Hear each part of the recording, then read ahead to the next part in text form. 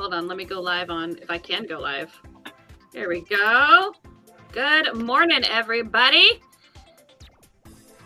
It is Social Surge with Fly and Mo, and we're jamming out to the tunes of StreamYard.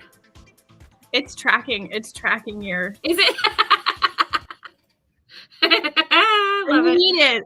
I love it. I need it. I like the tech. Look, if you are going to invest in tech, I hope that you have really figured out what you're actually doing, because while Mo and her whole setup now looks amazing, let's talk about this for a second. If you go out and spend thousands of dollars on cameras and lighting and all this stuff, and you have actually no idea what the content of and the messaging and what you're actually going to be delivering is, like, that is where I see a lot of people like pull back really quickly and be like, oh no, this was a mistake. Like when they've sunk a bunch of money into it and then they start making video and they don't know what they're doing. Good morning, Hector. But so I love when I see a tech glow up for sure, especially from people who have content that they've already like been smashing. So we love it. We love the neon. We're here for it. Okay, so props to Mr. Hector for putting all this together, because we all know that I am so technologically not advanced at all. Like, I break shit on a regular basis. I'm like, why is it not working? And then I'm sitting there clicking shit, and he's like, stop clicking. Stop. Not going to make it go faster. And I'm like, but if I click faster, it'll make it go. Good morning, Allison. Good morning. So glad you could join. And then ACTX, thanks for joining us on Instagram. Appreciate you being here. So let's talk about, first of all, the camera's tracking, right? Okay, it's a DJI Pocket Osmo 3. Fantastic. Picture quality is amazing. I took it to MassimoCon. I did interviews and a whole bunch of stuff at MassimoCon with it. So much background noise, but the mics that I got with it, crystal clear quality. I mean, amazing. Like, so love that, right? The sign behind me, Mr. Hector ordered. I don't know where he got that from. If he pops it in the chat, he could, and I'll tell you guys. The walls behind, so he built a false wall. And then I know. Okay, so he built a false wall, and the wood that's behind there, those are actually like sound deadening panels. That's really, I know. Anyway, so we had technical difficulties last week with my sound, which really forced us to finish what was going on down here. Great. So we have the lighting, we have all that stuff. And if you ever need like recommendations on, of course, Amazon. We love it, Amazon. Yes, Allison, has been the years. Pour one out for Hector, for sure. For our homies. The lighting, if you ever need help with lighting, I highly recommend following, oh my gosh, and I'm going to forget her name. She's on Instagram. I love her absolutely. Like, oh my gosh, why am I forgetting her name? I can't think of her name right now. Okay. I will put it in the comments later, I promise, because she actually just went through a whole thing about lighting on camera and like where to get the good, like how to get good lighting on there. And I sent it was a reel, so I sent it to Hector and I was like, hey, we need to fix some of the lighting. And he's like, okay, I'm on it. So anyway, thanks, Hector. This is awesome. This is a love fest for Hector for setting everything up. Good morning, Cashmere Boutique Spa, who's joining us on Instagram. Appreciate you being here. Okay, so we are still going over the DNA of CRE Marketers Report. They have a Broker's Report and they have a Marketers Report. And we are going over the Marketers Report, obviously, because we're marketers. And we haven't gotten through the whole report to you guys yet. So one of the things we wanted to talk about, and these are responses from you. I also want to mention like DNAofCRE.com, I believe is the website. It's Donna of CRE, Donna of CRE.com. And you can download the reports there. And we haven't gone through everything. So we're going to talk about social media management and what you guys answered in the report. And the report says that 65% of you manage your social media manually, which absolutely fine. Totally get it. If you're going to be on one platform, just as a note, like LinkedIn, you can schedule posts. I don't know how many people, like there's plenty of people that I talk to. I'm like, you can schedule posts on LinkedIn. And they're like, what? Yeah, you can schedule posts on LinkedIn. So that should help you if you're planning on, if you want to break it down, looking at a big picture, right? So I'm going to post 2 times per week. That's 8 times per month. And then you just plan it out. You map it out. These are what the posts are going to be. You create them, and then you add that into your LinkedIn, and you can go ahead and schedule from right there. A lot of the platforms you can schedule manually if you want to. There are also different services that you can use. You can use Hootsuite, Buffer. I have my own proprietary one called Mova Media Planner. Love it. It does to all platforms, including Google Business or Google Professional Profile, like whatever you want to call that. But highly recommend that if you're going to be posting, if you want to have more of an omni-channel presence, then you definitely need to post to multiple channels. I need like a little rainbow come up that it's like omni-channel. Right. But I mean, that's exactly it. Like if you want to be able to posting across platforms, there's a lot of different services that you can use. And I highly recommend that you check them out. Not some of them are cost prohibitive, right? Like some of them just don't make sense. If you're only posting on LinkedIn, then use the native scheduling planner.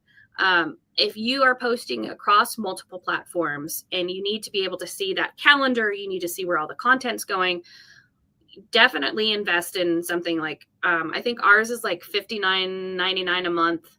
I don't know what Buffer or Hootsuite is anymore, because I remember back in the day, ding, we should have a drinking game of every time I say back in the day. Seriously, it's 5:44 in the morning here. I can drink. You're not the boss of me. Oh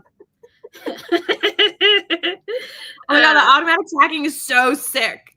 Did I just put my head down and it followed me? Like this, and it was so demure. It was like, haha. It was like, it was so great. I am gonna need all of your technical details. Hector. We'll take it offline. We'll take it offline.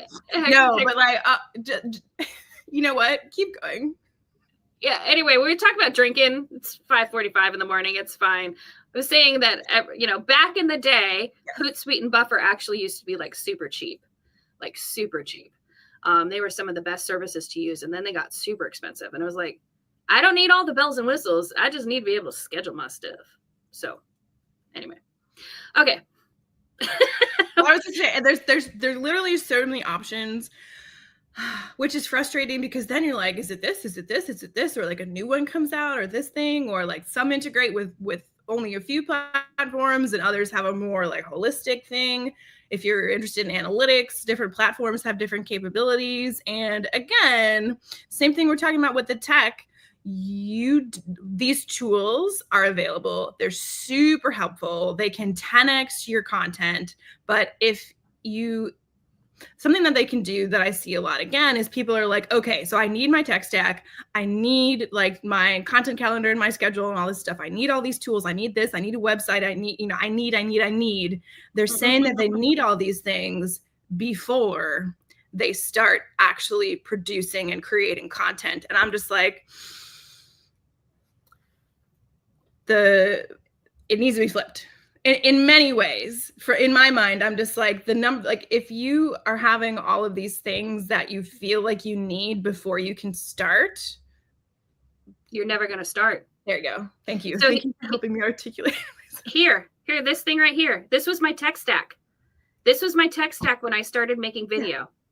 Yeah. It's just a phone, and literally like books. I had books stacked up with Actually, I didn't even have a little tripod at that time. Like I just had books stacked up, and then I had my camera sitting there so that you could see my face and I was talking to the camera. My phone was my tech stack. You're going to put so many, not restrictions, but so many obstacles in your way before you start creating content. Well, I don't have this. I don't have that. Just start creating.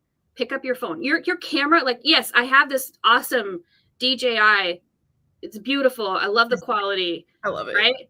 Like, I wish it would like get rid of like the double chin, but we're working on that. We're working on the manual. You wear a green screen onesie, and then you can pull and just like give yourself a little lift, and nobody will know. Nobody will know. I'm really off the rails this morning. I'm so sorry. But the point is that like if you put the obstacles in the way to prevent you from creating content, that's what's going to end up happening. Good morning, Michelle Chase. Thank you for joining us on Instagram. Appreciate you being here. And so don't let the tech stack like stop you, right? Like just start creating the content. Other challenges that brokers face is, and this doesn't surprise me, and we were just talking about it, segue great. Brokers find video production time consuming. 44% of respondents said that video production is time consuming. So let's chat about that real quick, because there are tools out there that will absolutely help you create really amazing content with just a like bare minimum of what you have. One of my favorites is CapCut. Talked about it before. It is back in the iOS, or it's back in, like, you can download it now again.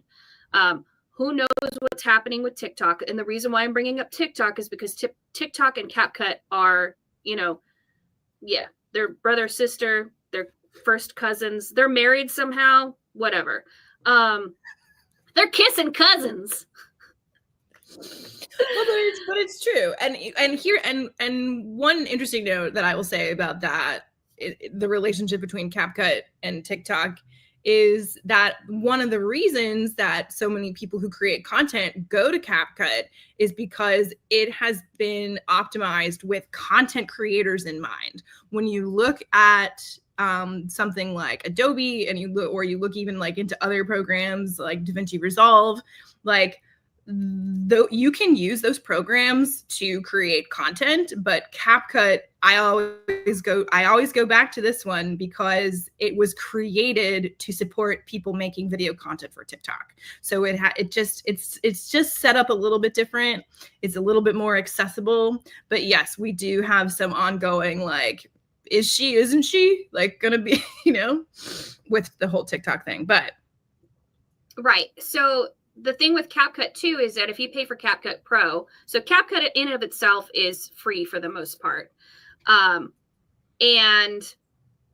But if you pay for Pro, they have this amazing like whole section that you can just add photos or video and then adjust it from there. And the quality is freaking amazing. You get high end, like there's transitions, there's just so much good stuff.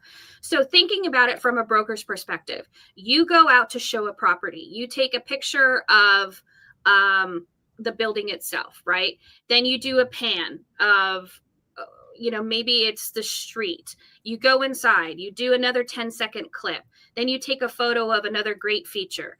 You take those 4 elements. It's literally what I'm saying, 20 seconds of video and two photos. You take those 4 elements, pop them into CapCut, find a template that you like, and boom, you have a high quality video that looks amazing, that looks like you spent a shit ton of time on, and literally it was like 30 seconds to put it all together.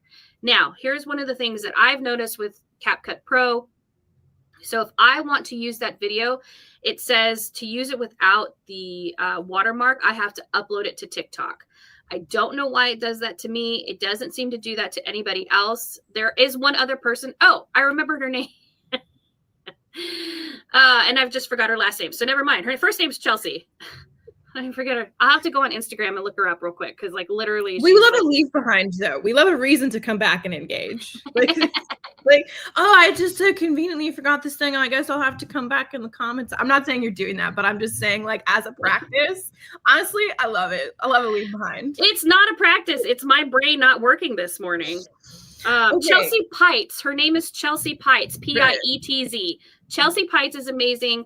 She has a video that she just put out about lighting. So that's where I'm harking back to that about lighting. So thanks to ADHD brain, you get to be a part of that. But we're talking about video quality, and we want to remove the friction from you creating those videos, right? Here's another thing that I use a lot. I use Descript. Yes, you can use Premiere Pro. Premiere Pro is amazing, but it is a behemoth. That's an Adobe product. It is a behemoth of a program. And if you don't have enough room on your computer, it will slog you down so bad. And I've done captions with Premiere Pro, like where you're going through the captions and it takes forever. It's a pain in the ass. I would rather use something like Descript to do captions, and super fast, super simple. You can go in and it's just like editing a document. Really, really fast. Love it a lot. Again, another reason why, like, you shouldn't have to use not creating video content because you don't have the programs as an obstacle, right? Descript is super cheap. CapCut is free. And now Instagram is coming out with something called Edits, EDITS, Edits. It is supposed to be the competitor to CapCut. We'll see how it goes because it's not like Instagram is super, it's not like they listen, I want to say. I feel like they don't listen to the people that actually use their platform. Yeah, and they've gotten a lot of blowback about that recently. But I will be excited when it comes out. Now you're a prolific CapCut user, and I absolutely love what you do with CapCut. And maybe like you blow me away with what you do. Like I've seen like your screen set up when you're editing content on there, and I'm like, yep, that's too much for me. Well, and I was thinking about this yesterday because I was thinking, the way that brokers specialize in different asset classes, I would say as a social media person that I specialize in video, specifically in editing video. And one thing I want to highlight here, brokers find video production time consuming. I also find video production time consuming, but knowing myself and knowing my, like, how I came to be I would quote you, a prolific CapCut, video person. That was not a quote. That was a very bad paraphrase. The time consuming parts of it can often be the inability or hesitation to choose and to move forward and to execute. And this is what I mean by this. So when we're talking about all these editing platforms, they have the capacity to make things really good. How much time are you spending looking at every single transition that you could possibly put in there and deciding which one is just right? How many times are you like adjusting or like changing the font or like putting it here or putting it here? Is this right? Is this right? Is this right? So much of the time consumption that I see when people try to get into video is some stuff that just comes with time in the game. If you've never used a program before, you're going to be slower at it than somebody who's using it basically half the day, every single day for years and years, right? You got to put in the reps. And you also, like, once you have decided what a look is going to be, it'll be a lot easier to move a lot faster because you don't need to think about the font. You don't need to think about the transitions. You don't need to think about the framing or the setup or the cutting or any of those things. So yes, it is time consuming, but if you decide to make choices and do, instead of sitting there and effing around and being like, well, what if I had like the sticky note zoom transition and that would look kind of sick and come in? No, once again, you think you need like what you think you need is actually preventing you from doing the damn thing.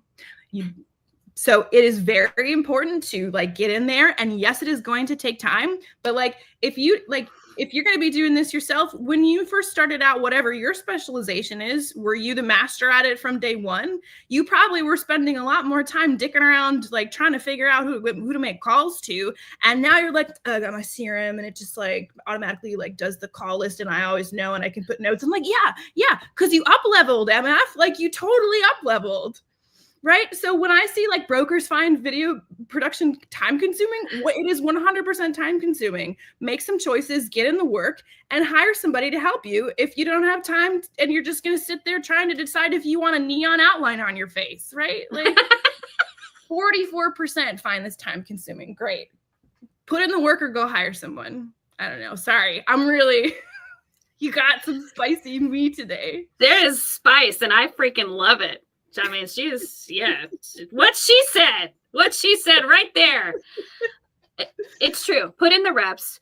There are programs out there that can help you. And if you really need help, like she said, hire somebody to help you do it, right? And have an idea what you want in mind, right? When you do hire somebody, highly recommend you don't just say, well, whatever you want. No, I want to know exactly what it is that you are attracted to. What is it that you're wanting so that I can see if I can emulate that and if I can fit your need. Because my idea of what I think is good and your idea of what you think is good, two totally different things. And it's not going to make you happy. And then you're going to bitch and moan about the person who did your video editing and be like, oh, they suck. No, you didn't tell them what you wanted. They can do what you want if you know what you want. You have to be able to articulate that and share that with them. So here's, now that we've gone up on our video rant, again, 44% of brokers find video production time consuming, which is why we're mentioning that. 38% avoid paid ads due to the high cost. So I don't do paid ads. Bless all the people who do, because it is a full-time job. But let me say this. If you can dial in your audience, the cost per acquisition, the cost per click, whatever the metric is that you're following for this, is so incredible when it comes to social and dialing in those audience based on the data that's available. It blows every other advertising medium out of the water. No doubt, if to this day, Facebook, Instagram, Meta ads still convert at a much lower cost than any other medium out there. Don't care who you are. I don't care where you're coming from. Like, they still convert at such a smaller amount. When you think about, and I don't know how many people have actually been in advertising, like they've done media buying. I have magazines, radio, TV, billboards, right? Like, if you've ever, I would love to own billboards. Okay. That's my niche that I want. I want to own a little plot of land with billboards on them. You know how much money I would make on that? Love it. I love that. Listen to me talk about, because it really, I mean, it's its own little niche asset class, right? Yeah. Land with the billboard. Anyway, getting sidetracked. Love that. But billboards are they're super expensive. They are super expensive when you're talking about like the actual cost of advertising on them. And then how do you quantify where you got that customer from, right? Because they're probably not going to tell you that they drive by that billboard 25 times a day, right? Right. They're not going to say that like, oh yeah, top of mind. I just knew I wanted to come to you. So paid ads, when you can find somebody who does them well, they're worth their weight in gold. Again, I am not an expert at paid ads. I do not claim to be one on TV, but I just know that when you can find somebody that does paid ads, it's amazing because of the fact that they can dial in the data so well. And just on another rant about paid ads, next time you go to a conference, geofence it. If you are going to do ads, geofence around the conference. Find somebody who can do that for you, and then watch as your ad gets picked up on like Facebook, Instagram, LinkedIn, all of these platforms they're going to get that stuff because it's targeted to that area. And then of course you can go back. There's a whole bunch of, I actually could talk a lot about paid ads, but I'm not going to. One of the other challenges mentioned in this report was that 50% of brokers do not create content due to lack of decision-making authority. And I think this is probably where we're going to end this at, because you got to go.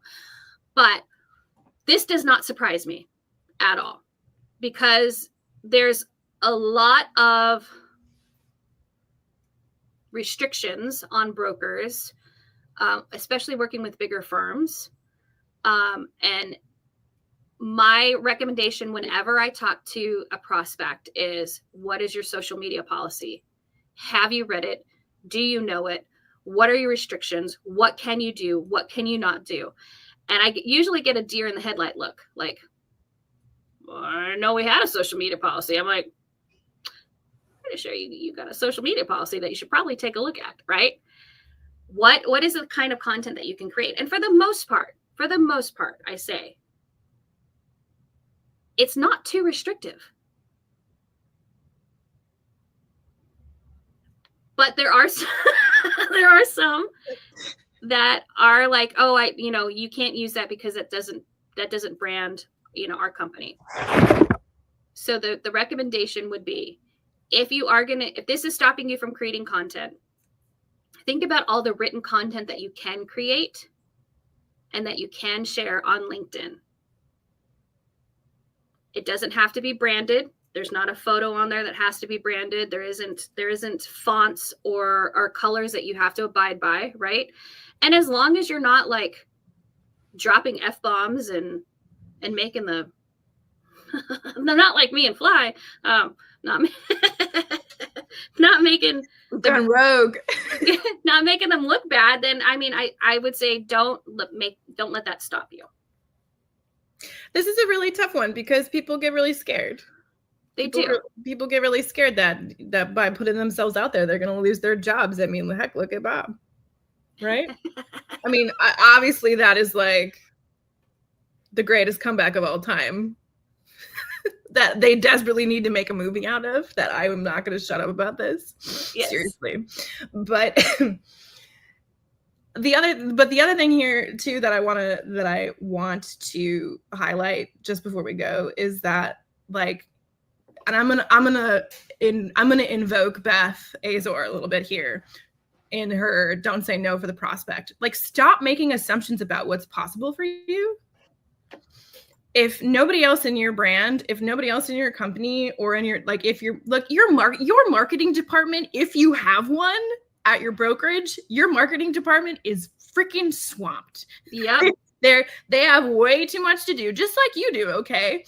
But like, so the capacity for them to support you in creating content, a part of the reason why it's probably not happening is because they just don't have the capacity to do it, to take it on.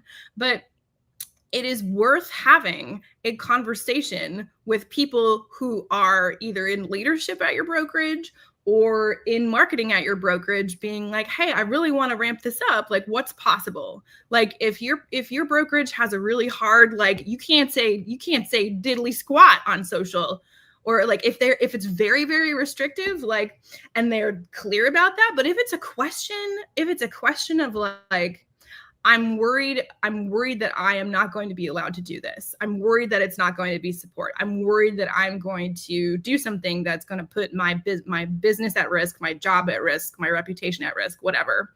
It's just the worst. It's just the worst excuse to not do it. It's worth having a conversation and to get clarity about what is allowed, because at the end of the day, if you put the work in on social, you're going to bring in more money, which means more money for your brokerage.